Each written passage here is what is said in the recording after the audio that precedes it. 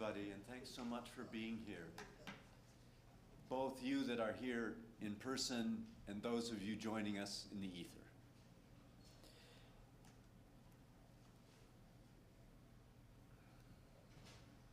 I know that many of you have also lost spouses, family, and friends this year.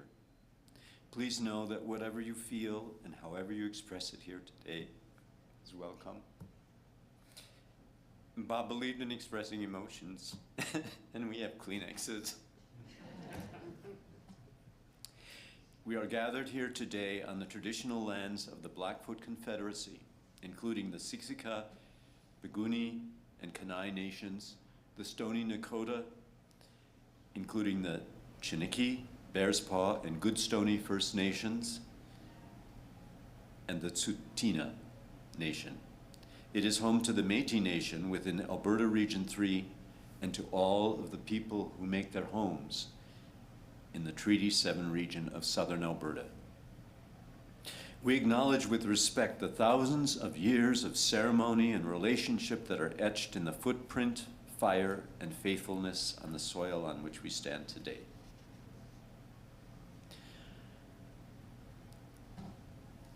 I also want to offer some special thanks to the staff here at C-Space, some of whom have even donated their time for this celebration. And they have been incredibly supportive to me since Bob died. I also want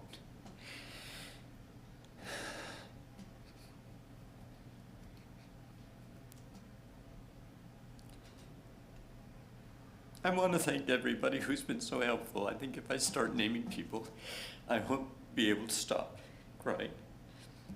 But it does include my dear sister and brother-in-law, my best friend from high school and his wife, dear friends who came from Michigan, and many other of you who helped to make this possible here today.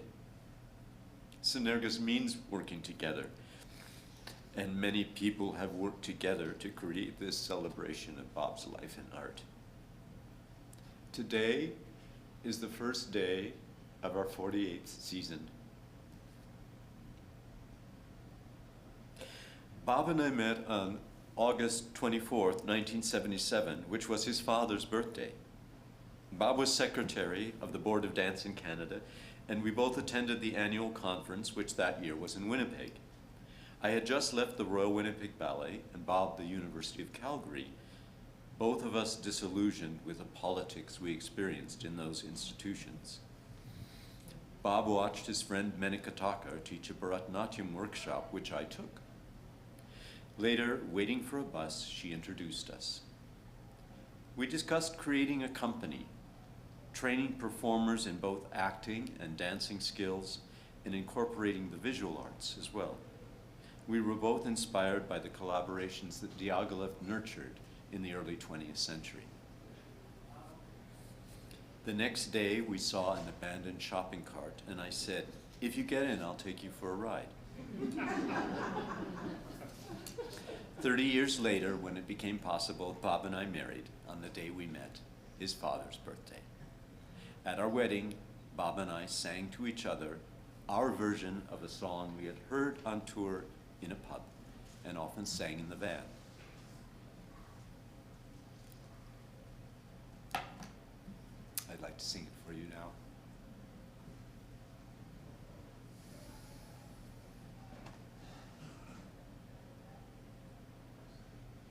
You called and I ran, wild as the wind across the moor. All we need is each other. With eagles we will soar. You are the call, I am the answer. You are the wish, and I am the way. You the music, I the dancer. You are the night, and I am the day. You are the night, and I am the day. You and I are like two rivers, run and fall down to the sea. Where we meet, no paths divide us, no paths divide us, you and me. You are the call, I am the answer. You are the wish, and I am the way. You the music, I the dancer. You are the night, and I am the day. You are the night, and I am the day.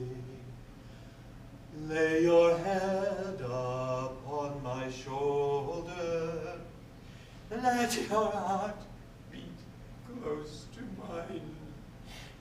With no past and no tomorrow, two hearts entwined, space and time.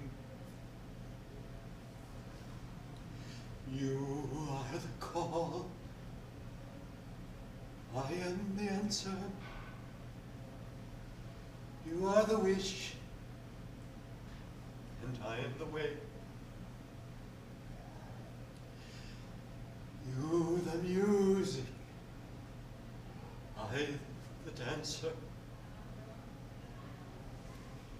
You're the night, I am the day. You are the night, and I am the day.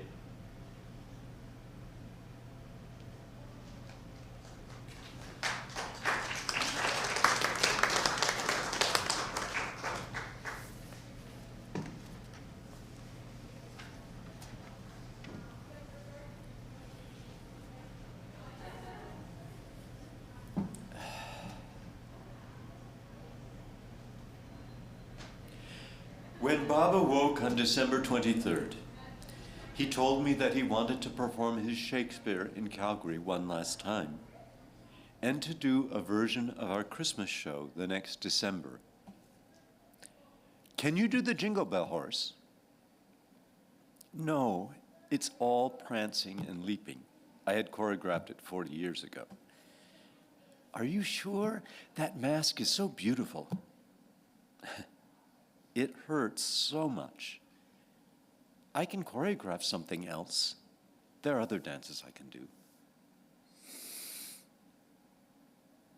I'd like to do a dance show. Sure, maybe I could choreograph a dance for you. That would be great. Bob made the bookings that day. Shakespeare at the end of May. Dancing for You, we decided to call my show for September, and a Christmas gift mid-December. He sent out a media release Christmas Eve. When I arrived home alone 21 days later, I had to find Bob's funeral contract and will. As I entered our office, a sheaf of music caught my eye.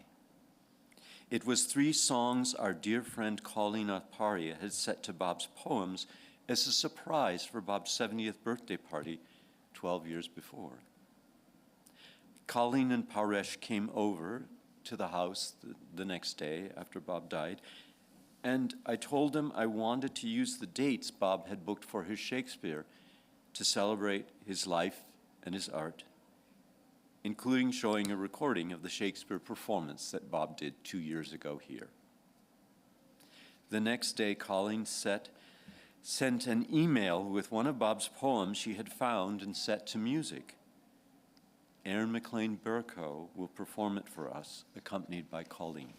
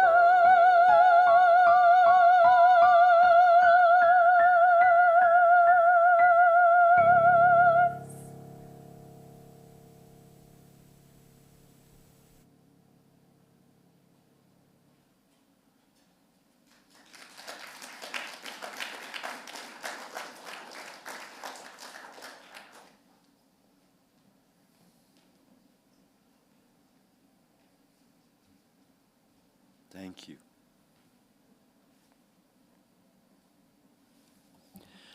Robert Walter Greenwood, actor, director, designer, artist, poet, storyteller, educator, organizer.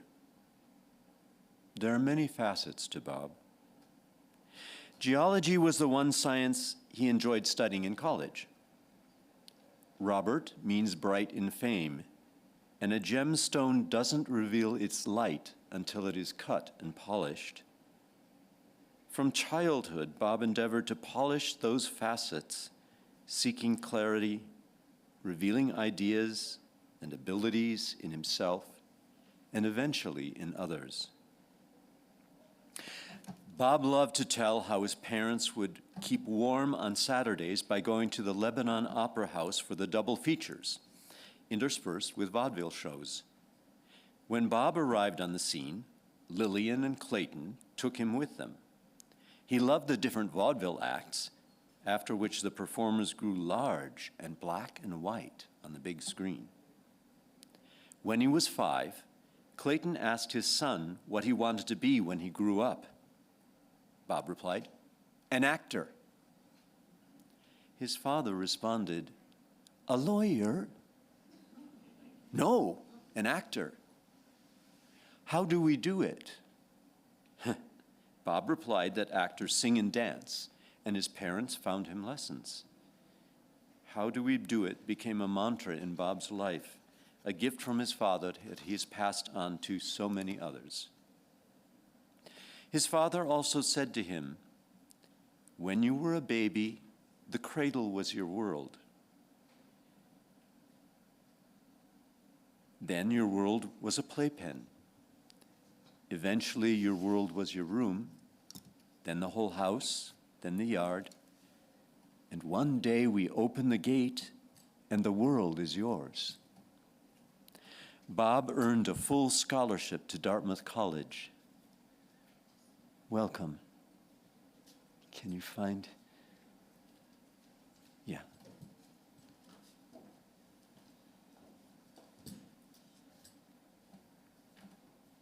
Thanks so much for coming.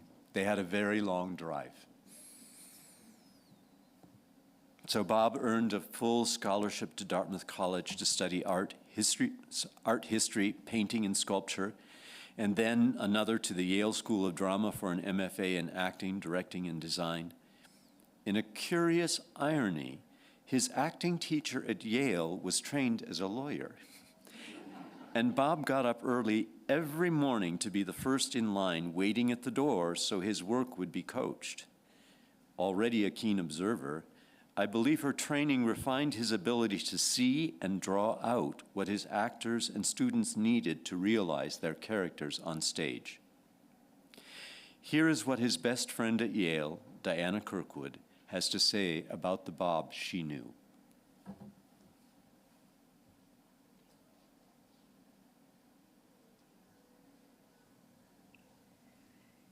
In the autumn of 1964, I arrived at the Yale College campus as an American expat, fresh from the formal Frenchified cocoon of Beirut, Lebanon, and Tehran, Iran. I was wearing a sleek, tight hairstyle, a matching dress jacket, and heels, little heels, discreet gold jewelry, a small purse, and of course, gloves. I looked very, very dolly and completely out of place. I also heard people calling Diana. Nobody had used my Christian name for years. I was Miss Kirkwood. Didn't understand that. What's more, I couldn't understand the very new to my ears American accents being spoken all around me. I was lost. I was so lost. And even on the first day of classes, I remember sitting alone, desperately trying to decipher the words I was hearing from Balmer and from places in the Midwest and from Yiddish and New York. I was just at sea. I was totally at sea. Well, picked myself up at the end of the class and started to walk out. And then a bespectacled, red and black checked lumberjack shirt found me. And a cloak of kind, clear, carefully, beautifully articulated words, reminiscent of the voices of my New England grandparents, enveloped me. I took one look and I melted. It was Bob, my savior. And very soon we were pretty much inseparable, and we were dubbed the twins. Well, as we were being dubbed the twins, Bob dubbed me Dee Dee. And after that, to him, I wasn't Diana, I was Dee Dee. And Bob is the only person in the world, besides Dana, who calls me Dee Dee. Well, believe it or not, we were only together at drama school for 1 year, one academic year. But in those months, Bob taught me how to engage my whole mind, my whole psyche, my whole soul, not only in just the work, but in the whole world of the theater and America, inside and outside, all around. And I didn't really realize it at the time, but Bob really, for those months, took very good care of me. He guided me through our stage classes and presentations, and his perceptive critiques were always absolutely spot on, but they always led me to arrive at a result that was totally my own. Not his interpretation, not what was considered the right interpretation, but it was mine, which was something that nobody else at Yale ever did. Now, Bob taught me and challenged me, and by example, he encouraged me more than anybody else at Yale. And bit by often very painful bit, he introduced me to myself. And ultimately, he landed me on feet more stable and sure than I could ever have envisioned for myself. He saw me long before I had any notion that there was a me that might be worth even seeing. Pretty great gift, pretty great gift. Now, for Bob's own work, for his own acting and directing at Yale, it was impeccable. It was always carefully analyzed, fully executed, and always passionate. So it was irresistible. At the same time that he was being wonderful, he was also open to all kinds of new approaches or novel ways to elucidate whatever the text was that he was working on. And he also took criticism in the exact same way that he gave it, with care and respect. I remember one original play in particular that was written by Robert Cranes. It was about a challenged young person who really had odd ways of trying to look at the world and trying to understand it. And my favorite image was this little boy looked at these great barges going out into the Bay of New York, and he saw golden, glittering gems all over it, when in fact it was garbage going out to be sunk for nothing. He so totally embodied this boy and visions like this one. He pulled audiences along with him until we were just left breathless. And this kind of work, and also Bob's example of the hard road getting to arrive at such an achievement, really inspired all of us in the way no professor or any coach ever did. Now, I was not at Yale for Bob's graduation performance of Hamlet, but word was out on the drama school circuit. It was iconic. Rarely does such an emotional scope or superior nuts and bolts technique or intellectual depth and clarity all meet in one performer. It did in Bob, and with bells on. Now, Bob and I actually were never again together in one place for more than a couple of weeks or a few days in all the years from 1965 to not even 19, no, we're out of that century into just now. But always, Bob was there, and he is there. And now he has gone on, and he hasn't really left us because he is still here. And the most important thing is he is now bequeathed to us his and our much beloved Dana. How fortunate we all are. So I say to you all, in the best salute I can think of, it's from Iran, saying, Bob, safa bkhair, and Dana, safa salaamati, and bon voyage, and good life. Thank you.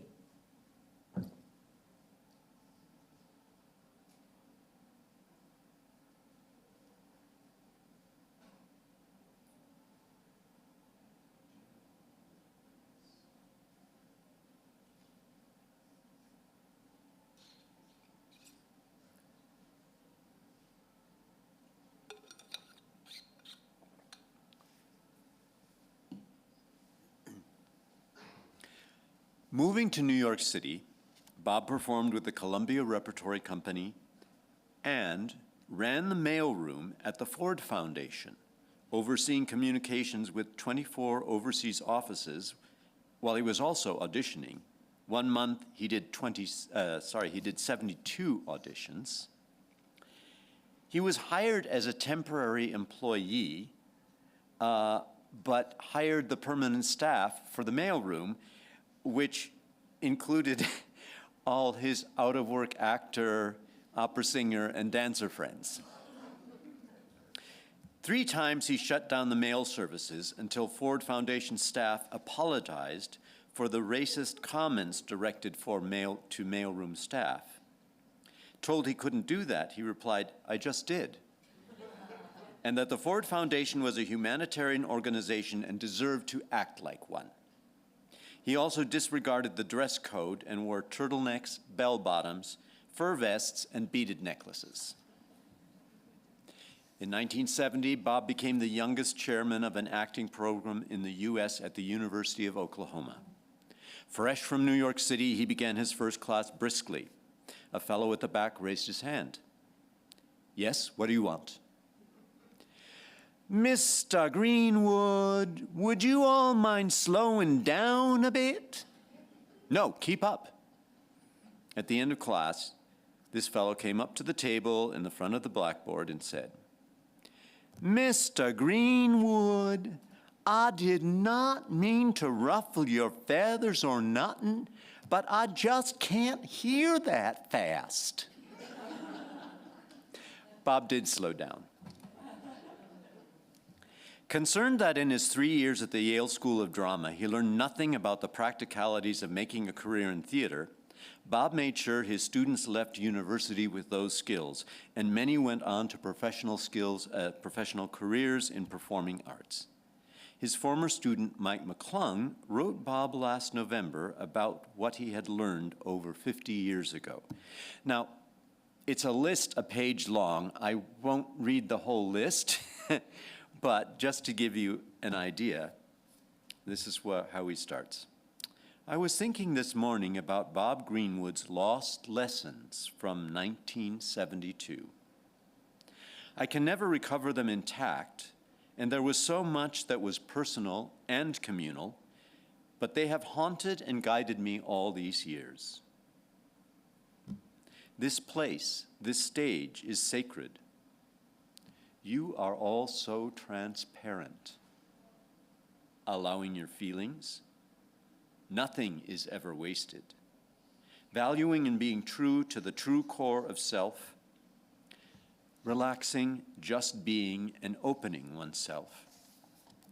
Training and caring for your instrument. Timing and intimacy. Styles of acting, classical, method, naturalistic. History of theater and dance. World history and philosophy in relation to theater, ancient, Greek and Roman, Eastern, European, Shakespearean, Chekhov, American, Stanislavski, Native American dance, clowning, vaudeville, minstrel shows, comedy, tragic flaw, and spot tension and resolution, method acting, Brando, naturalism, realism." Okay, I'll stop. Other modalities of creative expression: Rembrandt, Michelangelo, Picasso, Chopin, ballet, modern dance, yoga, shared essence of truth in life, theater, spirituality, energy that begins within but reaches beyond.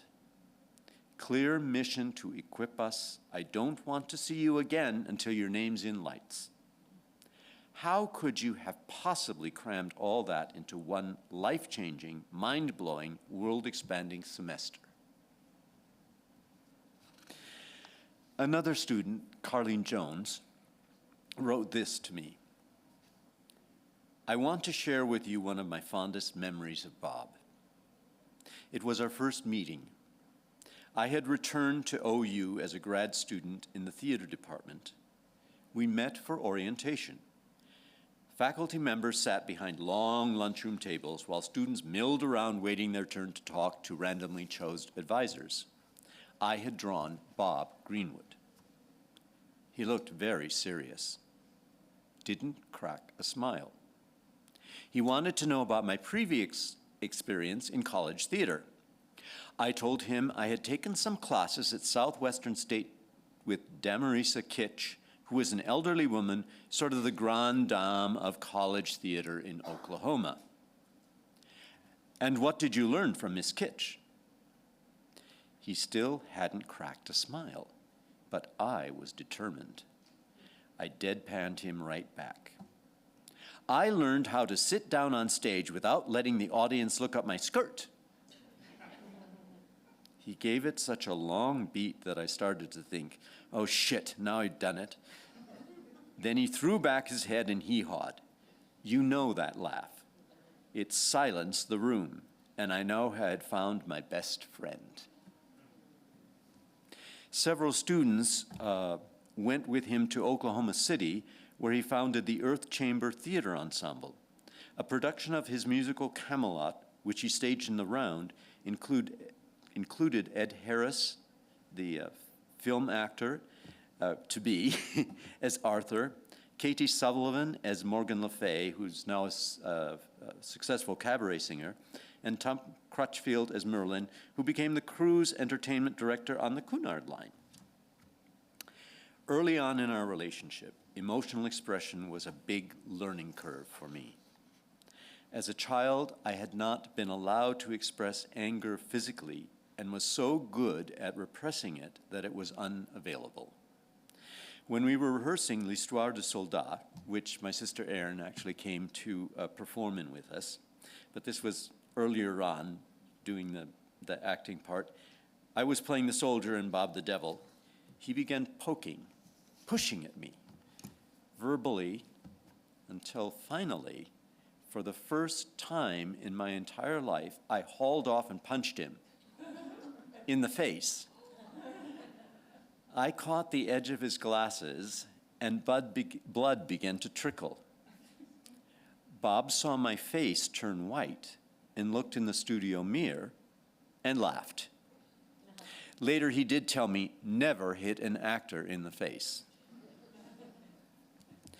In Calgary, the young performers we trained, and trained for about 3 years and then took to the Edinburgh Festival, we discovered that they did not have our commitment, energy, or stamina, and we decided to go it alone, adapting our work to use the abilities we already each possessed. Bob had founded the Dance and Theatre Arts Society in Calgary and had been presenting modern dancers from across Canada. When we presented Terminal City Dance from Vancouver at the Scarborough Community Centre, they challenged us to come to Vancouver and to perform at their studio in Chinatown. Bob did monologues, and we turned duet and solo dances into solos, and we figured out how to perform the 6-character legend, The Bear Who Stole a Chinook, with 2 people, which turned out to be a lot more fun. The studio was on the 3rd floor, over a mahjong parlor from which shouting erupted periodically, and the space had a huge heater hanging down from the ceiling into the space. We had to negotiate around that. We alternated running the sound and lights while changing costumes on the Chinese lattice balcony overlooking the street, while the other was performing. Besides performing, we did many arts residencies in schools, an idea Bob introduced to Alberta culture based on his experience teaching poetry in schools all across Oklahoma.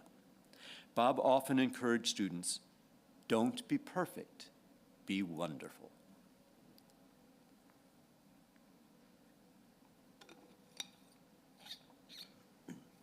Bob remembered a book of costumes from the many lands at the library in the village where he grew up, and wondering if he would ever see any of those places. Our international touring provided many opportunities to experience them firsthand, and we brought back ideas, fabrics, costume pieces, and objects to use in our productions. Bob took thousands of photos, often trying to avoid including any people in them so they could be used as projections in our shows. In the 1980s, we figured we had lived in the United Kingdom altogether for one whole year, premiering a new show each year at the Edinburgh Festival Fringe, touring schools, going on to Lancashire and Yorkshire for community performances, then to Swansea Festival, followed by more school shows. We also toured Israel. One day we found ourselves yelling at each other in our Tel Aviv hotel room. Why are we arguing? We don't disagree, I asked. Because the tension is here so thick you can cut it with a knife, Bob replied. And then we both understood. Representing not only ourselves and Synergus, but Alberta and Canada, we were the only ones with whom we could vent that tension. In Jerusalem, we went to the Western Wall, and coming up to it, without looking at each other, we both put our hands on the wall and said, "It's not your fault." And then turned and looked at each other, realizing we had just said the same thing. In the 1980s, we developed a special relationship with Croatia, beginning in 1991, when we performed at the Šibenik International Children's Festival, first in Yugoslavia, then 3 days later in the same theater in Croatia. Croatia had declared independence 2 days before. And now, instead of the Yugoslavian flag, which we found thrown in a corner in the theater, which I think Bob picked up and brought home, there were Croatian flags all over the town. We attended all of the other performances at the festival that year, including a huge children's choir from Korea with an exquisite soprano soloist who sang arias by Bach and Mozart. Unfortunately, you could not hear her on the outdoor stage due to the amplification of the accompaniment being too loud. Unbeknownst to us, the festival arranged a repeat performance in the cathedral, and someone pulled us off the street to hear it. We were wearing shorts, so we were told to stand at the back, under the disapproving eyes of some nuns. When the soprano finished her aria, we applauded enthusiastically, yelling, "Brava!" The next day at the press conference, which we always attended the press conference, the music critic said to our translator, our dear friend Alitza, "Please tell our Canadian guests that when we hold concerts in the cathedral, it is customary not to applaud." Bob said to Alitza, "Please translate this. It says in your Bible, 'Make a joyful noise unto the Lord,' and it does not say how loud." The entire table erupted in laughter, something Bob was so deft at eliciting. We returned many times during the war for the homeland and afterwards, performing and teaching, often in bomb shelters, refugee camps, on islands throughout the Dalmatian coast. And we saw much of the country as well, including the effects of the war. We were known throughout Croatia as Bobidana, but once a typo in a newspaper referred to us as Bog Idana, which I read with some trepidation because Bog is God in Croatian. In between visits, Bob wrote to world leaders, political and religious, seeking help for Croatia, which besides fighting for their sovereignty, was housing and feeding over 1 million refugees from Bosnia. When a papal nuncio replied that the Holy Father would keep him in his prayers, Bob responded that he did not want prayers. He wanted the Pope to get off his ex-cathedra and do something. The response from the Serbian prelate was a chilling assertion that the atrocities, of which we had not yet heard, but were later proven, had not happened. Bob included it verbatim in his script for our production, Slow Dance for a Fat Man. The Pope did eventually meet with the Serbian prelate. We also collected humanitarian supplies working with the Calgary Croatian community, and we once brought a mine detector in our luggage. Among the many awards Bob received in his life, I believe he was most proud of the medals we received from the President of Croatia, which you can view here. It was at this time that we began to sweat with a stony medicine man praying for peace and sovereignty in Croatia and the republics of the former Yugoslavia. Bob wrote a song at that time, which Colleen set to music last summer. Bob's indigenous heritage was important to him. His father told him of his grandmother, a full-blooded Montauk, sitting in a rocking chair on the porch, smoking a clay pipe. He also had Micmac and Mohawk ancestry, and when his mother was 76, she learned that she had some Abenaki ancestry. Colleen, Aaron.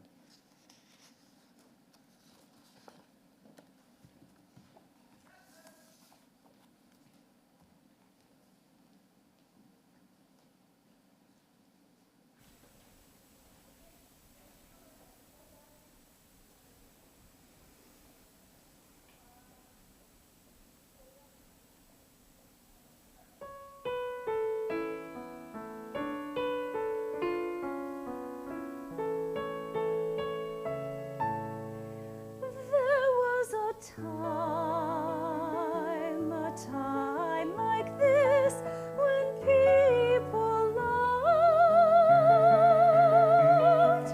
people were missed. There was a place of earth where people hugged, were full of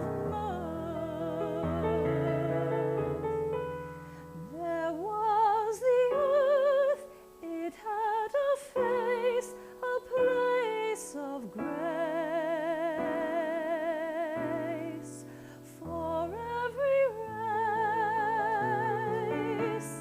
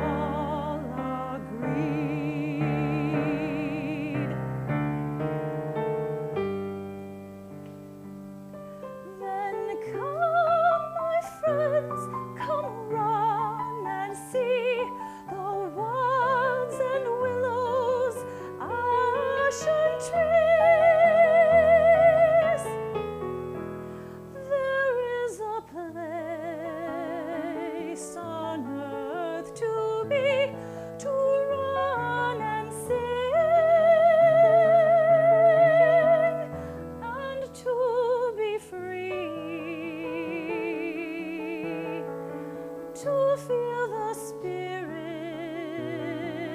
heal the earth, to touch its heart and feel its worth.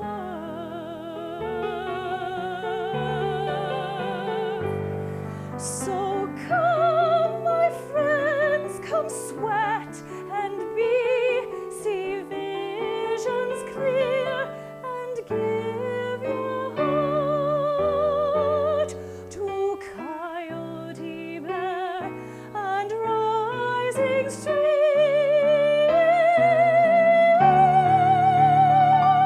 to thundering hooves and splashing stream.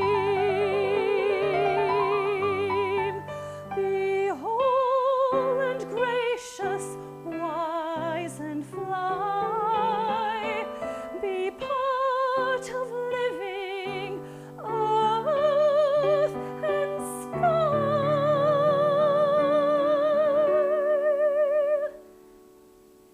There is this place, there is this time.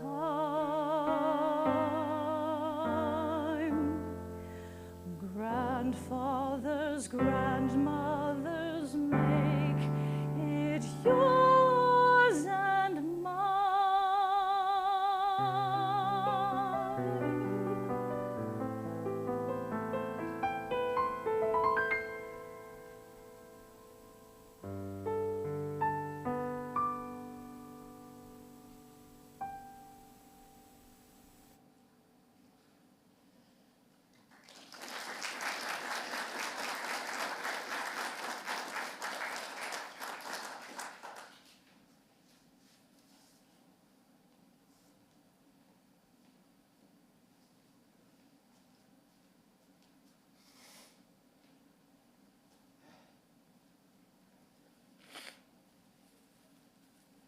Thank you. That was so beautiful.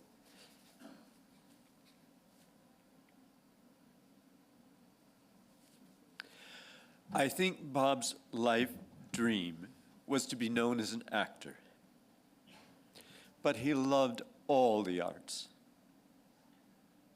and he fought for them for many years. He founded the Calgary Council for Arts Association.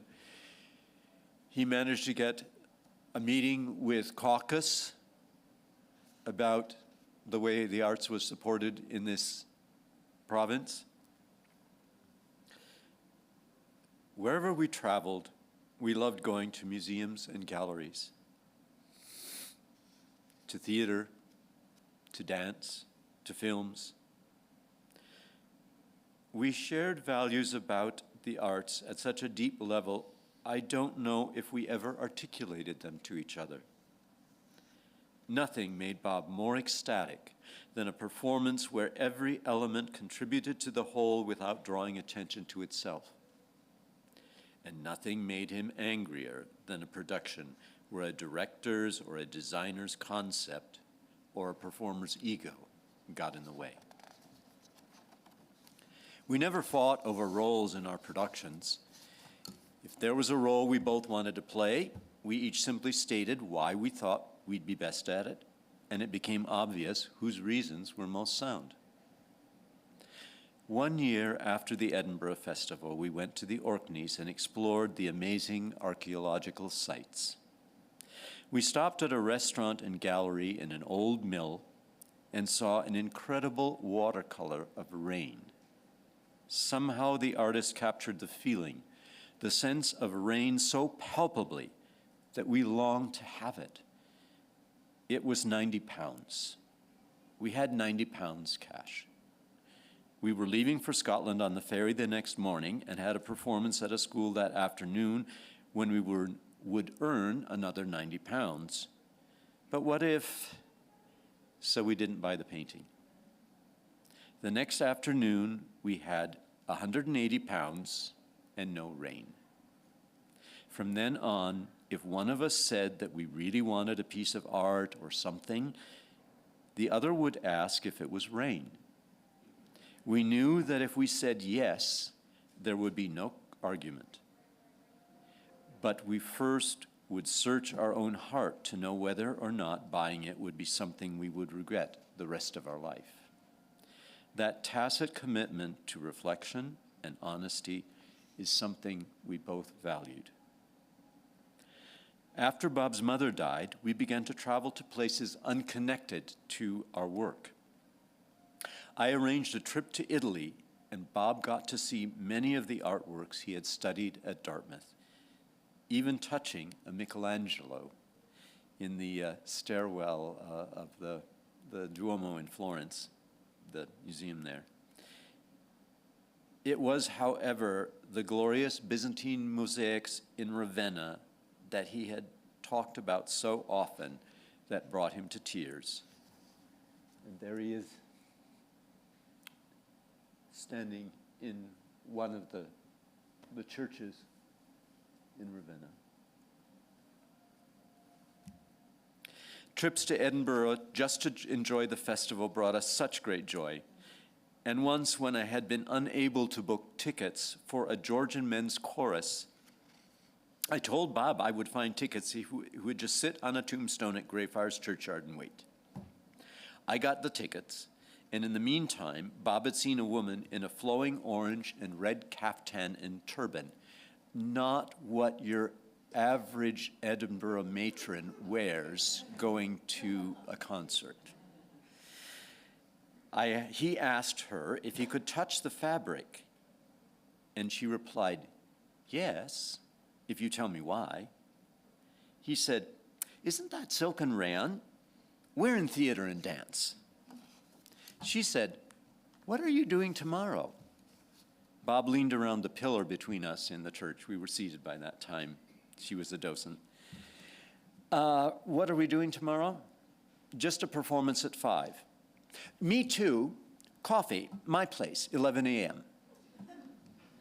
Next day, after several delightful hours at her apartment just below the castle, during which we both realized we had attended the same performance of Medea by a men's performing company from Japan, outdoors in the rain, a few years before, she invited us to visit her at her cottage on Aegina in Greece. And we did the next year. And Bob got to see those wonderful sculptures and architecture. He often told people of how his best semester at Dartmouth was when he studied Greek, the history of Greek art.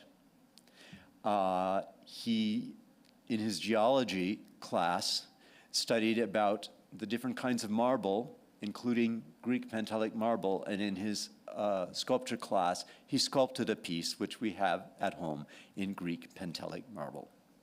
And in his drama class, he was studying ancient Greek theater. That was the part I missed, yeah. So, we met Ruth Burgess on that first trip to Šibenik when the war started. She remembers when she was on the beach and her associate, she was a woman who worked with children doing theater and dance productions all over the world. But they couldn't bring them that year because Lloyd's of London wouldn't insure the kids in the production. So she came with her assistant, and he said to her, "Ruth, we need to get off the beach." And she said, "Why?" And he said, "Look over there." And she saw a cohort of men with machine guns marching down the beach. So that was our introduction to Ruth Burgess, and she put her thoughts about Bob into a poem.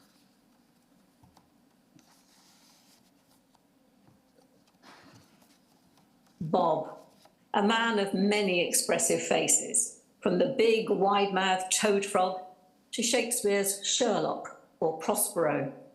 He would make you laugh or cry, spinning his tales from far and wide to audiences held rapt in attention. Bob's playful approach and open-eyed wonder belied his compassionate understanding of other cultures. His attention to detail showed his respect. Costumes, masks, props and setting, always accurate.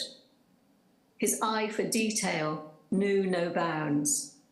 His empathetic, sensitive approach made him one of a kind. Bob took his art seriously, his paintings deep and thoughtful, layering meaning into colour and form. He appreciated art in all its forms, wherever he saw it, big or small, by prestigious painters or local artists. Bob wanted the world to be a better place.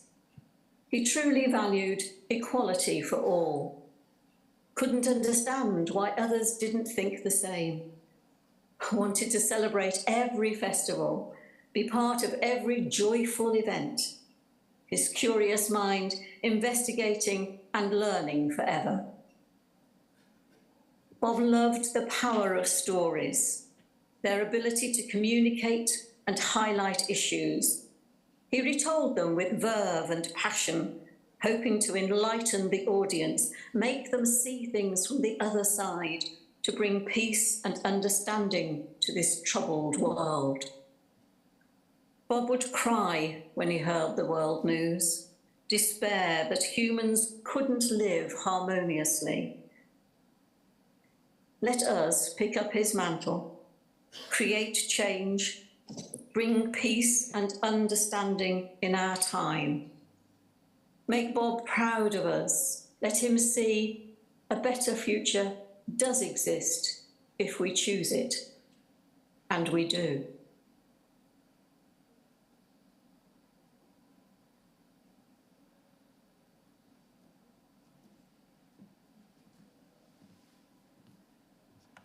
Hello to you all.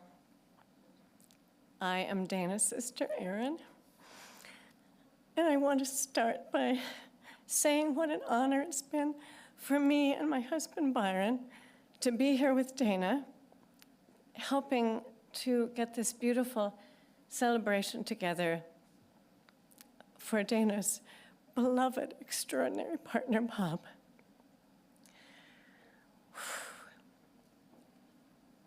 I'm going to read words from author Natalie Goldberg, and I understand that this is, it's sort of a poem and something that Bob would often read at celebrations of life for others.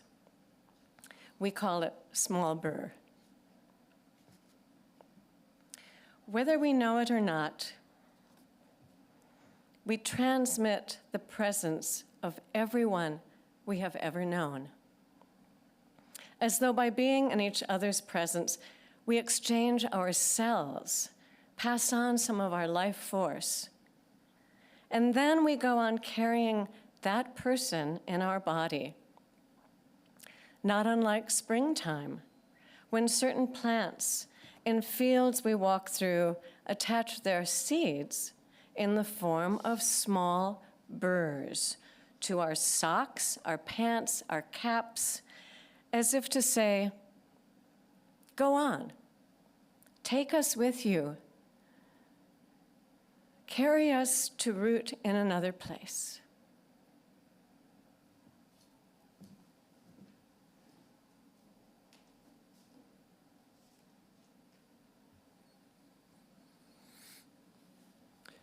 Before our wedding, I was walking in the woods at our friend's place in Saskatchewan. A big, beautiful owl swooped down ahead of me and landed on some deer antlers. When the owl flew away, I picked them up, and Bob made them into a talking stick for our wedding. If any of you would like to share a memory of Bob, my dear brother-in-law Byron will hand you the antlers and hold a microphone for you so the folks in the ether out there can hear what you have to say.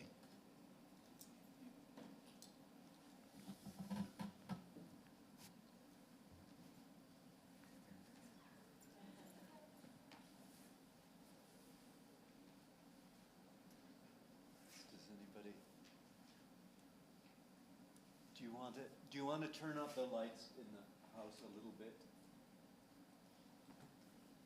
Thank you. Test, test.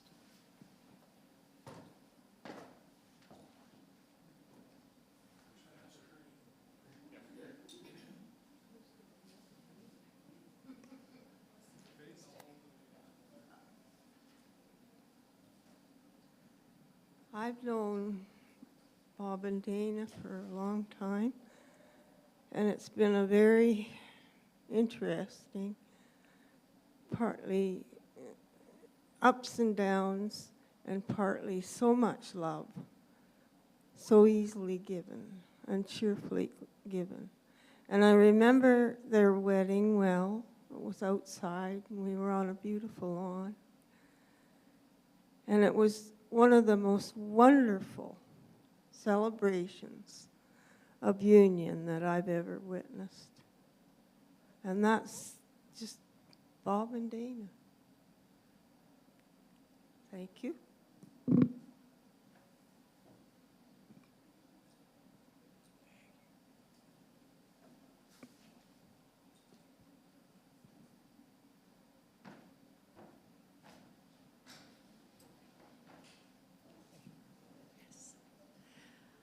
My husband and I met Bob and Dana over 20 years ago, and it was through their productions. They were traveling in the U.S., and I was the person at my school who arranged to have all of the assemblies. And when the brochure for Pearl Rain and Deep Thunder, our first one, always my favorite show, came across my desk, I called and spoke with Bob. And when I got off, I thought, oh, this sounds really wonderful. We were not disappointed. In the first year, I just remember meeting them, their performance, the joy. The way they were with the children, too, at the school was amazing.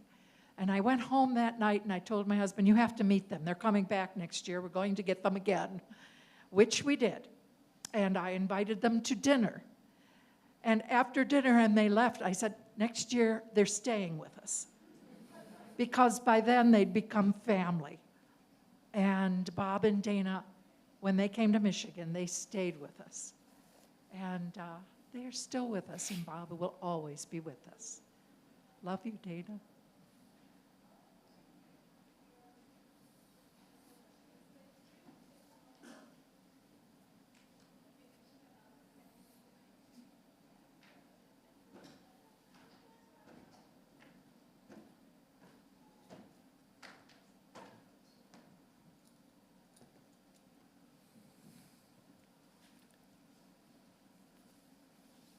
Aaron?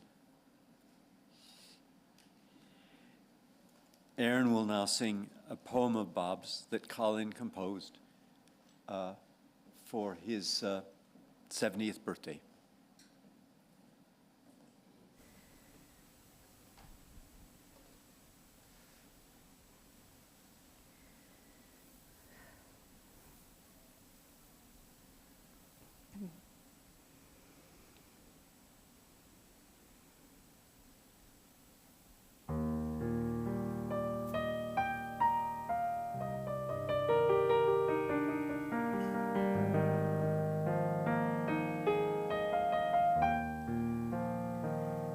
My bird is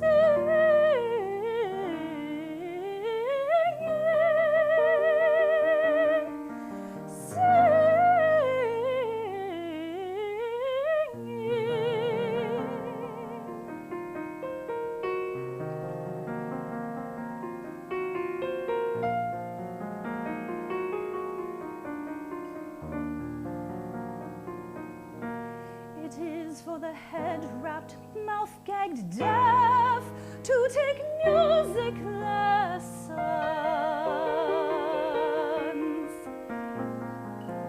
My song has been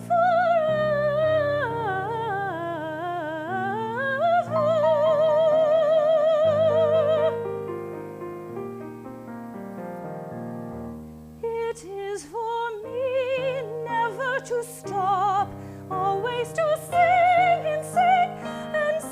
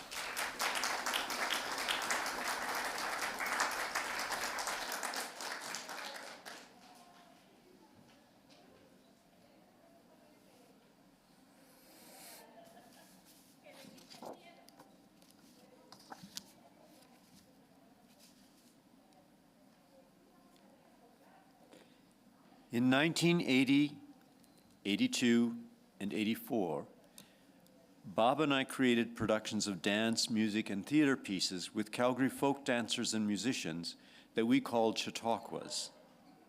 They included dancers from different cultures, all dancing their own dances, but also dancing some dances together, and even some of them worked to create, to perform modern dance that I would create specially for them.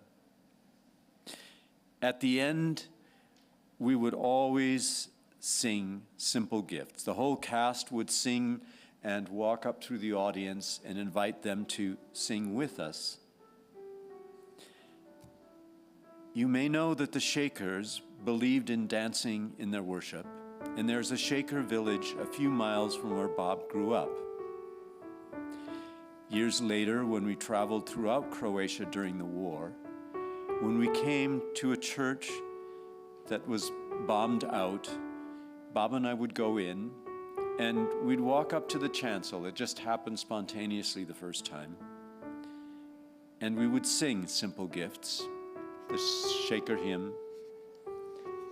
Let us all sing it together now.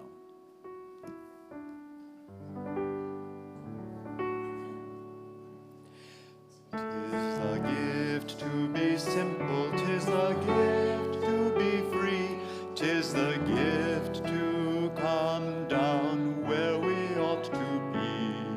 And when we find ourselves in the place just right, we'll be in the valley of love and delight.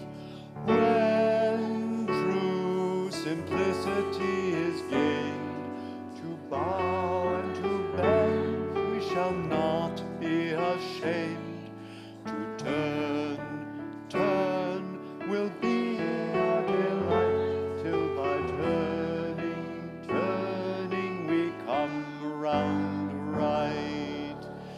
Tis the gift to be simple, tis the gift to be free, tis the gift to come down where we ought to be. And when we find ourselves in the place just right, we'll be in the valley of love and delight. When true simplicity is gained, to bow and to bend, we shall not be ashamed. To turn will be our delight. Turning we come.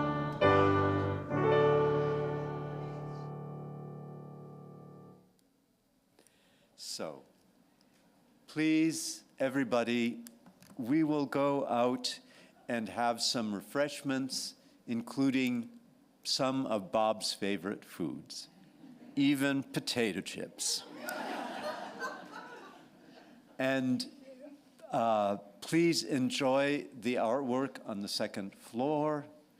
Please enjoy each other's company. Please feel free to walk around and see all the costumes. And then we'll assemble in here to watch Bob's Shakespeare. And you are allowed to bring drink into the theater with you. Thank you.